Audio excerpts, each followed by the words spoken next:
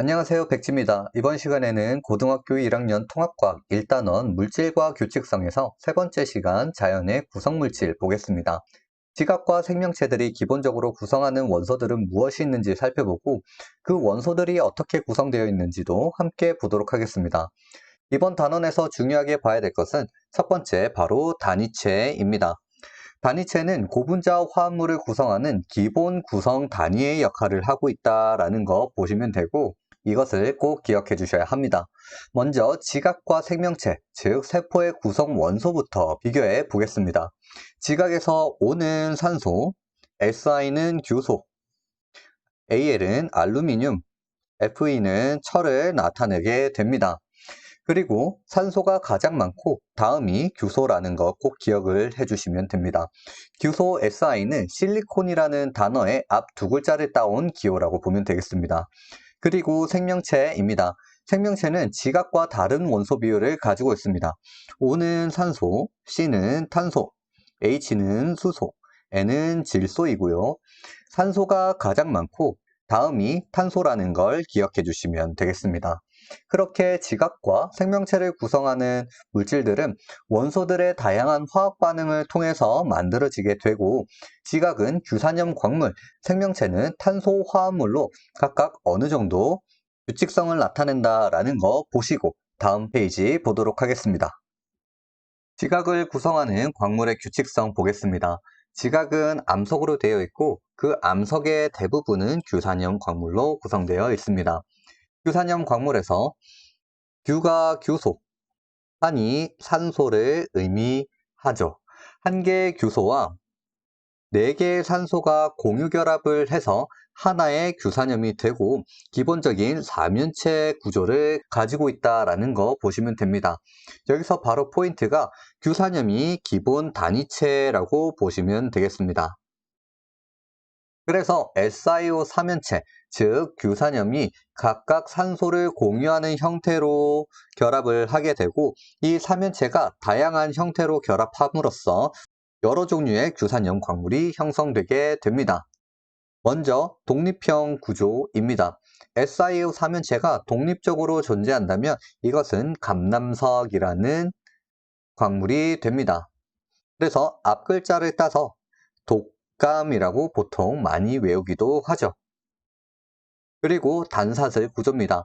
SiO 사면체가 양쪽 산소를 공유함으로써 단일 사슬 모양을 나타나게 되는데 이런 형태를 나타나게 되면 휘석이라는 광물이 되는 것이죠.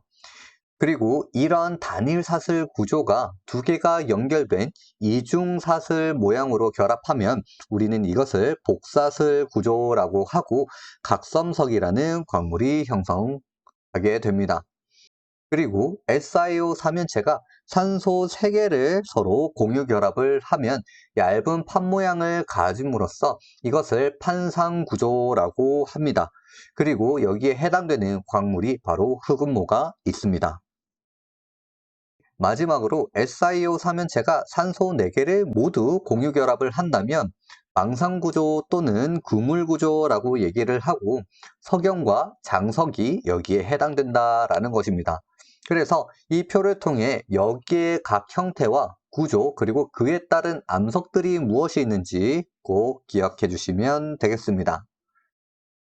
이번엔 생명체를 구성하는 물질의 규칙성 보겠습니다. 생물체는 산소 다음 탄소의 구성 비율이 높고 생명체를 구성하는 물질에서 물을 제외한 나머지 물질들이 대부분 탄소화합물입니다.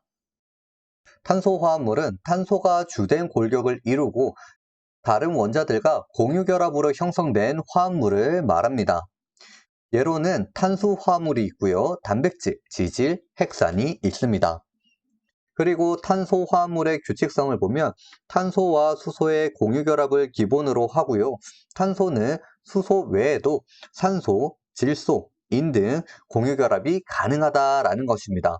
탄소의 원자과 전자를 보면 총 4개로 4개의 팔을 가지고 있다라고 보시면 됩니다. 간단하게 이런 형태로 표현이 되고 있는 것이죠. 그래서 그 팔들로 공유결합을 하게 되는 겁니다. 탄소 골격을 형성할 때 탄소들의 한쪽 팔이 서로 공유결합을 통해 이루게 되고 골격의 길이, 그리고 이중결합, 삼중결합의 위치, 그리고 형태에 따라 다양한 탄소 화합물이 형성하게 됩니다. 그리고 탄소의 원자의 여러 가지 결합 방식 보도록 하겠습니다. 탄소가 일자로 연속적으로 결합한 것을 우리는 사슬 모양이라고 얘기를 하고, 사슬에서 옆으로 뻗어나간 것을 우리는 가지 모양이라고 합니다. 그리고 탄소들이 둥글게 돌려서 연결된 것을 고리 모양이라고 하고, 탄소팔이 서로 두 손을 잡으면 이중결합, 그리고 세 개의 손을 잡으면 삼중결합이라고 합니다. 이번에 생명체의 주요 구성 물질과 특성 보겠습니다. 모든 생명체들은 탄수화물, 단백질, 지질, 핵산, 무기염류 등으로 구성되어 있고, 이 중에서 우리가 볼 것은 각각의 단위체들에 의한 중합체, 즉 고분자 화합물이 형성되는 것이죠. 단위체에서 중합체로 가는 것을 중합반응이라고 하고, 이 중합체를 우리는 고분자 화합물이라고 하는 겁니다. 이 고분자 화합물을 형성할 때 보통 폴리, 무엇 이렇게 이름이 붙는다라는 거 생각을 해주시고, 우리가 여기서 볼 중합체가 바로 탄수화물, 단백질, 지질, 핵산들이 되겠습니다. 먼저 물입니다. 생명체를 구성하는 물질에서 가장 많이 차지하고 있고요. 화학반응 촉진 역할을 합니다. 그리고 영양소와 노폐물, 항체, 호르몬 등의 물질을 운반하고, 비열과 기화열이 크기 때문에 생명체의 체온 유지와 조절에 아주 중요한 기능을 하고 있다는 걸 보시면 되겠습니다. 탄소화합물 중 첫 번째 탄수화물입니다.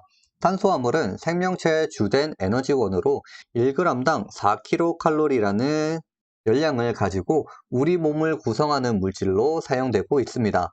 그리고 탄수화물의 대표적인 단위체는 단당류입니다. 이 단당류는 고리형 형태를 가지고 있는 당이고요. 5개의 탄소인 5탄당, 그리고 6개의 탄소로 구성된 6탄당이 있습니다. 5탄당에는 리보스가 있습니다. 그리고 6탄당에는 포도당과 과당, 갈락토스 등이 있죠. 그래서 단당류와 단당류를 결합하는 것을 우리는 글리코시드 결합이라고 합니다.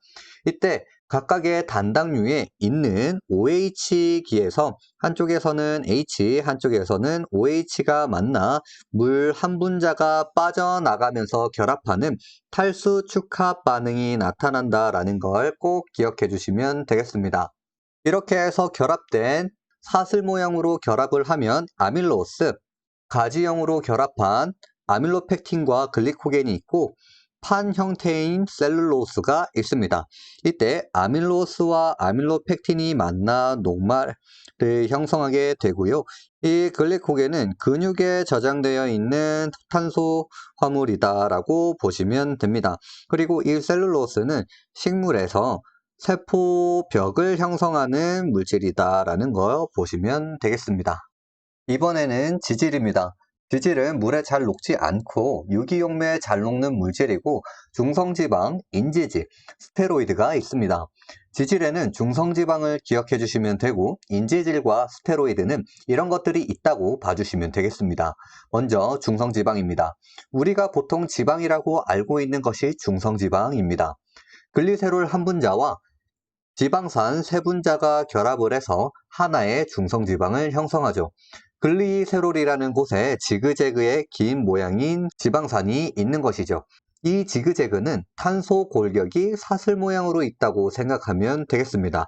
그리고 보이지 않는 곳에는 바로 수소가 결합되어 있는 것이죠.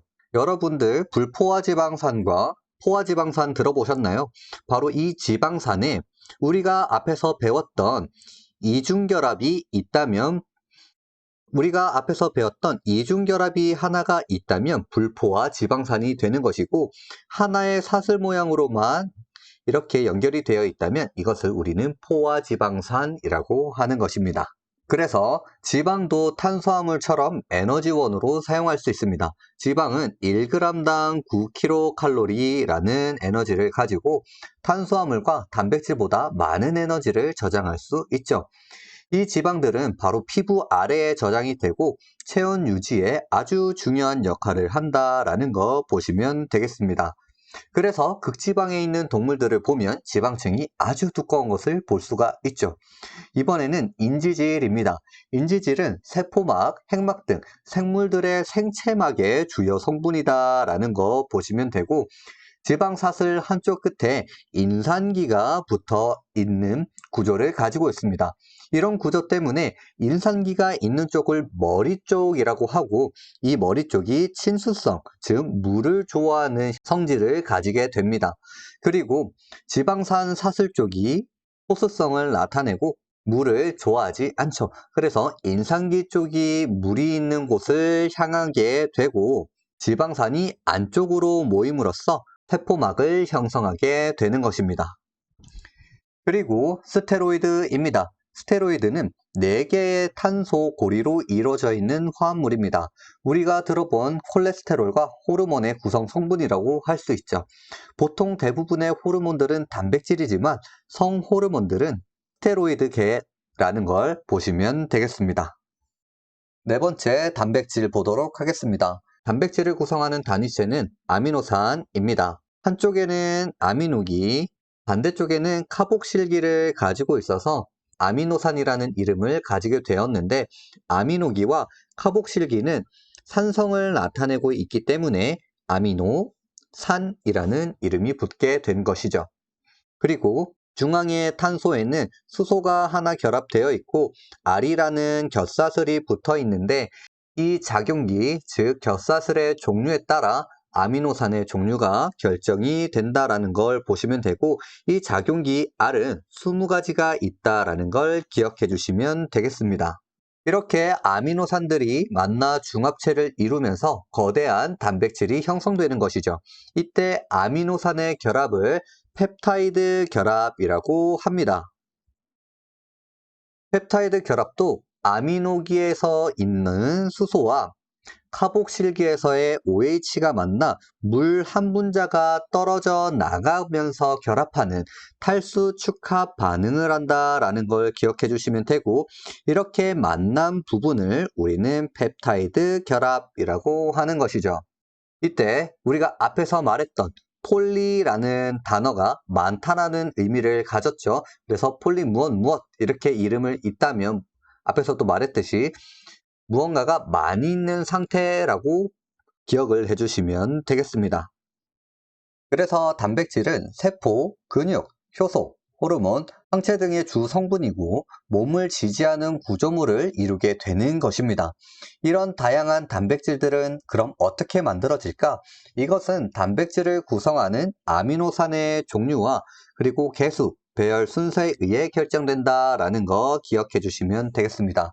그렇게 생성된 아미노산 사슬들이, 즉 폴리펩타이드가 형성이 되고, 그 폴리펩타이드가 나선 모양과 병풍 모양을 형성하고 이것들이 모여서 하나의 단백질을 형성하게 되고, 이 단백질이 하나 또는 여러 개가 뭉쳐서 그 기능을 하게 된다라는 걸 보시면 되겠습니다. 이번엔 핵산 보겠습니다. 핵산은 DNA와 RNA가 있습니다. DNA는 유전 정보를 저장하고 다음 세대로 전달하게 되죠. 그리고 그 유전 정보에 의해 우리는 서로 다른 모습을 하고 있다라는 것입니다. RNA는 DNA에서 유전 정보를 전달받아 단백질을 합성하게 됩니다.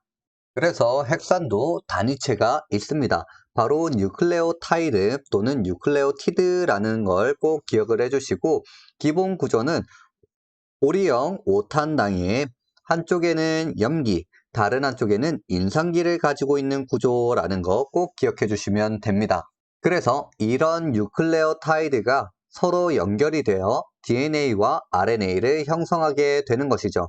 간단히 둘 차이 먼저 보도록 하겠습니다. DNA는 뉴클레오타이드가 길게 연결된 두 가닥이 상부적인 결합을 하고 있는 이중나선 구조입니다. 그리고 탄수화물에서 보았던 오탄당 이름 기억나시나요? 오탄당에 대표적으로 리보스가 있다고 했습니다. 하지만 DNA는 조금 다른 이름인 디옥시리보스라는 거 기억해 주시면 되겠습니다. 혹시 옥시크린이라는 세제 이름 들어보셨나요? 여기서 옥시는 산소를 의미합니다. 디옥시리보스도 마찬가지로 옥시는 산소를 의미합니다. 그리고 D는 없다 라는 의미를 가지고 있죠. 즉, 디옥시리보스는 리보스라는 당에서 산소가 하나 없다라는 의미를 가지고 있는 것이죠. 밑에 그림에 보시면 리보스에 숫자 2라고 적혀 있는 탄소에는 OH가 있지만 디옥실리보스에는 숫자 2라는 탄소에 결합되어 있는 곳에 OH가 아니라 산소가 없는 수소만 결합되어 있는 상태다라는 것입니다. 그래서 디옥시, 산소가 없는 리보스다라는 의미를 가지게 되는 것이죠. 그래서 디옥시 리보뉴클레릭 애시드라고 하며 줄여서 DNA가 되는 것입니다. 그리고 DNA는 네 종류의 염기를 가지고 있습니다. A는 아데닌, T는 티민, C는 사이토신 또는 시토신이라고 하고 G는 구아닌이라고 합니다. 앞에서 DNA는 상보적인 결합을 한다라고 얘기를 했죠.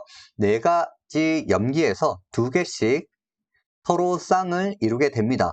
아데닌은 티민과 이중결합을, 사이토신은 구아닌과 삼중결합을 한다라는 거 꼭 기억을 해주시면 되겠습니다.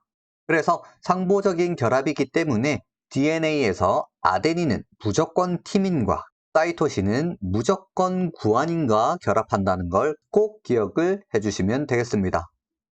그래서 DNA에는 보통 상보적 결합에 대한 문제를 자주 볼 수가 있는데요. 나선 구조 모양에서 보여지고 있는 염기가 무엇인지 잘 확인하고 상보적인 염기가 어떤 것이 들어갈지 보면 되고, 뉴클레오타이드로 상보적 결합으로 되어 있는 그림에는 한쪽의 염기를 알려주면 또 그 상보적인 염기를 보면 되고, 혹시 염기를 알려주지 않고 이중결합과 삼중결합만 보이게 된다면 이중결합은 아데닌과 티민의 결합, 그리고 삼중결합은 사이토신과 구아닌의 결합이라는 것을 꼭 알고 문제를 푸시면 되겠습니다. 그래서 이런 DNA 상보적인 결합에는 염기들의 수소결합에 의해 연결된다라는 것까지 보시면 되겠습니다. 그리고 RNA 보도록 하겠습니다. RNA는 상보적인 결합을 하지 않은 단일 가닥을 가지고 있습니다. 당은 앞에서 보았던 리보스고, 그래서 이름도 리보뉴클레릭 애시드라는 이름을 가지고 줄여서 RNA가 되는 것이죠. RNA도 DNA와 마찬가지로 4개의 염기를 가지고 있는데 약간의 차이가 있습니다. A는 아데닌, U가 바로 티민 대신해서 우라실이라는 것이 있는 것이죠. C는 사이토신, G는 구아닌을 가지고 있죠. 그래서 RNA에서는 아데닌과 우라실이 항상 같은 상보적인 염기쌍을 가지고 사이토신과 구아닌이 항상 상보적인 염기쌍을 가지게 된다라는 거, 여기에도 꼭 기억을 해주시면 됩니다. 여기에서 의문을 가지고 있는 친구가 있을 거예요. RNA는 단일 가닥이라고 했는데 어떻게 상보적인 결합을 하나요? 라는 것이죠. 처음에 우리 RNA 내용에서 DNA로부터 유전 정보를 전달받는다라고 얘기를 했죠. 바로 그것입니다. DNA에서 유전 정보를 복사할 때 바로 RNA로 복사가 되어 전달된다라는 것이죠. 예로 DNA에서 염기 서열이 A, C, C, C, G, G, T, T, T, A, G, A, C가 있다면 DNA로 염기 복사가 일어나면 A는 T, C는 G, C는 G, C도 G, G는 C, C, A, A, A, T, C, T, G가 되는 것이죠. 하지만 우리는 RNA를 복사하기 때문에, 그래서 RNA로 볼 때는 어떻게 되냐면 T가 U로 바뀐다라고 얘기를 했죠. U, G, G, G, C, C, A, A, A는 똑같고요. T는 다시 U로 바뀌게 되고 또 C, T가 U, G 형태로 서로 복사가 된다라는 겁니다. 그래서 DNA에서 염기를 복사할 때 상부적인 염기쌍을 나타나게 된다라는 거 꼭 기억을 해주시면 되겠습니다. 그래서 정리 한번 해보겠습니다. 헥사는 단위체인 뉴클레오타이드가 있고 서로 공유결합을 통해 길게 연결되어 폴리뉴클레오타이드가 형성된다라고 얘기를 했습니다. 그리고 이 뉴클레오타이드는 인산과 당, 염기가 1대1대1로 이루어져 있다라는 것이죠. 그리고 DNA는 두 가닥의 폴리뉴클레오타이드가 결합한 이중나선 구조라고 얘기를 했고 상부적인 염기쌍을 가진다라고 했습니다. 아데닌과 구아닌, 티민, 사이토신 총 4종류가 있었고 아데닌은 무조건 티민과 구아닌은 무조건 사이토신으로만 결합을 해서 상부적인 염기쌍을 이룬다고 했습니다. 그리고 바깥쪽에는 당과 인산이 교대로 연결된 뼈대를 형성하고 있고 안쪽에는 양쪽 가닥의 염기들이 수소 결합을 통해 서로 결합되어 있는 상태였다라는 거 기억해 주시면 되겠습니다. 그래서 이중나선은 지름이 2나노미터로 일정하게 되고요. 이때 이중나선이 한번 회전할 때 10개의 염기쌍이 그 자리에 있고 그 길이가 3.4나노미터라는 거 보시면 되겠습니다. 그래서 이 DNA가 유전 정보를 저장하는 원리는 무엇이다? 4종류의 뉴클레오타이드가 다양한 순서로 배열이 되면서 우리가 서로 다른 유전 정보를 가지게 되었다라는 걸 기억해 주시면 되겠습니다. 그래서 RNA는 DNA가 가지고 있는 유전 정보에 따라 필요한 단백질을 합성할 때 직접 작용한다라고 했고 단백질 합성에서 사용되고 있는 RNA는 3가지 종류가 있습니다. 먼저 mRNA입니다. mRNA는 DNA 유전 정보를 세포질로 전달을 해서 단백질이 합성이 일어날 수 있도록 하게 되는 것이죠. 이때 세포 안에는 핵이라는 것이 있고요. 이 핵 안에 DNA가 존재하고 있죠. 그리고 그 핵은 핵막이라는 것에 의해 서로 둘러싸여 있습니다. 그리고 핵 바깥쪽 공간을 우리는 세포질이라고 하는 것이죠. 먼저 핵 안의 DNA에서 RNA가 복제가 되는데 이 RNA를 메신저 RNA, 즉 mRNA라고 하는 것입니다. 이 mRNA가 핵공이라는 곳으로 세포질로 빠져나가게 되고 이 세포질에서 리보솜이라는 단백질이 mRNA에 결합하게 되는데 이때 리보솜은 rRNA가 단백질과 결합을 해서 만들어지게 되는 겁니다. 그래서 이때 rRNA는 리보솜 RNA라고 하는 겁니다. 그래서 리보솜과 mRNA, 즉 메신저 RNA가 서로 결합한 후에 tRNA가 mRNA에 저장되어 있는 유전 정보에 따라 아미노산을 운반해 주는 것이죠. 그래서 트랜스퍼 RNA라고 하는 겁니다. 그래서 이런 아미노산들이 줄줄이 연결이 됨으로써 단백질이 만들어지게 되는 것이죠. 그래서 우리가 앞에서 보았던 DNA 가닥에서 RNA가 복제가 되는 것을 전사라고 얘기를 하고 그래서 mRNA에서 아미노산들이 연결되어 단백질이 만들어지는 것을 우리는 번역이라고 합니다. 번역에서도 염기서열 3개가 모여서 하나의 아미노산을 번역하게 되는 것이죠. 그래서 mRNA에 있는 3개의 염기서열을 묶어서 코돈이라고 하고 이 DNA 가닥의 3개의 염기서열은 트리플렛 코드 또는 단순하게 코드라고도 합니다. 이렇게 해서 3개의 염기서열, 즉 코돈에 의해서 하나의 아미노산들이 tRNA에 의해 전달되고 있는 것을 볼 수가 있는 것이죠. 이 아미노산들이 어떻게 우리가 앞에서 보았던 펩타이드 결합을 하면서 하나의 단백질 분자를 만들게 된다라는 걸 기억해 주시면 되겠습니다. 그래서 오늘은 여기까지고요. 도움이 되셨다면 좋아요와 구독 부탁드리고 궁금한 내용은 댓글로 남겨주시면 최대한 빠르게 답해드리겠습니다. 그럼 다음 영상으로 또 찾아오도록 하겠습니다. 안녕.